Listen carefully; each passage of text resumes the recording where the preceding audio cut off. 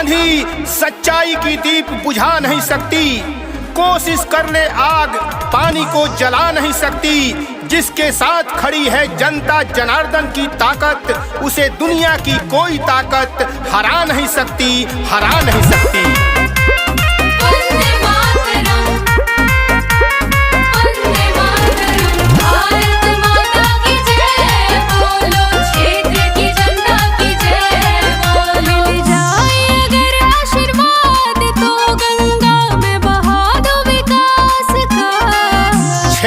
चर्चा आज सरेआम है, क्षेत्र में चर्चा आज सरेआम है। थाम ले गिरतों को जो उनका मुकेश यादव नाम है, मुकेश यादव नाम है। बोलो बोलो भारत माता की। मिल जाए अगर आशीर्वाद तो गंगा में बहा दो विकास का। मैं जब जब जन्मूं इस धरती पे सेवा करूं बस आपका। मैं जब जब जन्मूं इस धरती पे सेवा करूं बस आपका।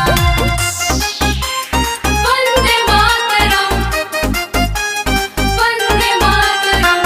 ना जमीन आसमां चाहिए, ना जमीन आसमां चाहिए, ना शोहरत ना नाम चाहिए। विकास का इतिहास रच देंगे हम, विकास का इतिहास रच देंगे हम। बस आपका आशीर्वाद चाहिए, बस आपका आशीर्वाद चाहिए। गोपालगंज नगर परिषद से नगर परिषद अध्यक्ष पद पर आइए, हम एक ऐसे सच्चे ईमानदार अच्छे व्यक्ति का साथ दें जिन्होंने हमेशा आप सबकी सेवा की, बिना किसी पद पर रहते हुए आपके साथ खड़े रहे। मुकेश यादव जी, इन्हीं का साथ देना है ताकि आपकी उम्मीदें जिंदा रहे। नगर परिषद अध्यक्ष का प्रत्याशी बन के आया हूँ, अपना लीजिए ठुकरा दीजिए, अर्जी मैं लेकर आया हूँ। कंधे से कंधा मिलाकर तो देखिए, कंधे से कंधा मिलाकर तो देखिए, एक बार साथ निभा कर तो देखिए। आपको रखेंगे हथेली पर, न आने देंगे गम, क्योंकि मालिक होंगे आप और सेवक होंगे हम। याद रखिए मुकेश यादव को। बोलो बोलो भारत माता की। मुकेश यादव नाम है मेरा, सेवक बन के आया हूँ, अपना लीजिए ठुकरा दीजिए, अर्जी मैं लेकर आया हूँ। इस क्षेत्र के लिए कुर्बान है कतरा कतरा हर सांस का।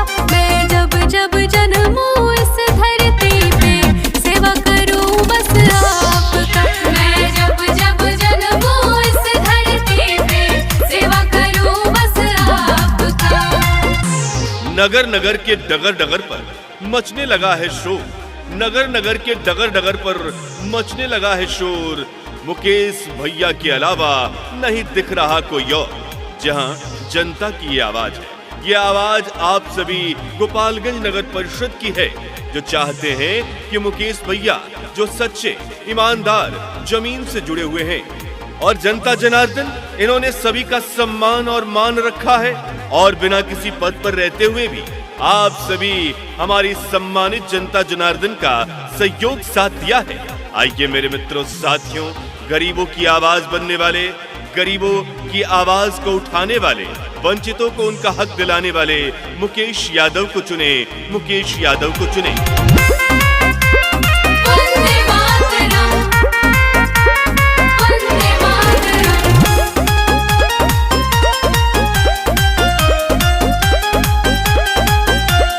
गली गली में लाइट लगेगा, सड़क पुल बनवाएंगे, हर गरीब हर वृद्ध व्यक्ति को पेंशन आवास दिलाएंगे। जीतना ही नहीं है लक्ष्य हमारा, विकास कार्य को चरम तक पहुंचाना है।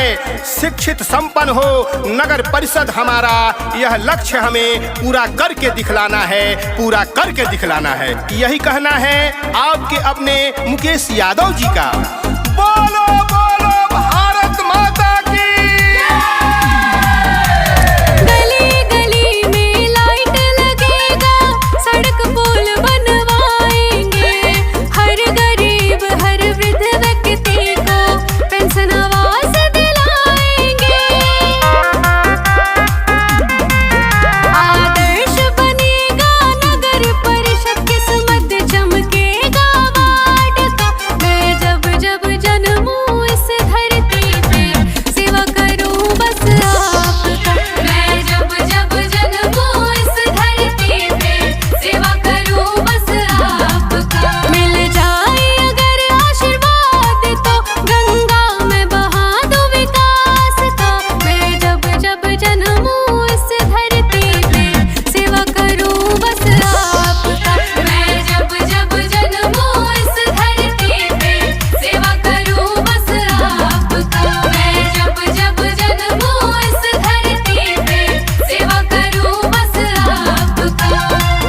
गरीबों, शोषितों, पीड़ितों की आवाज बनेंगे।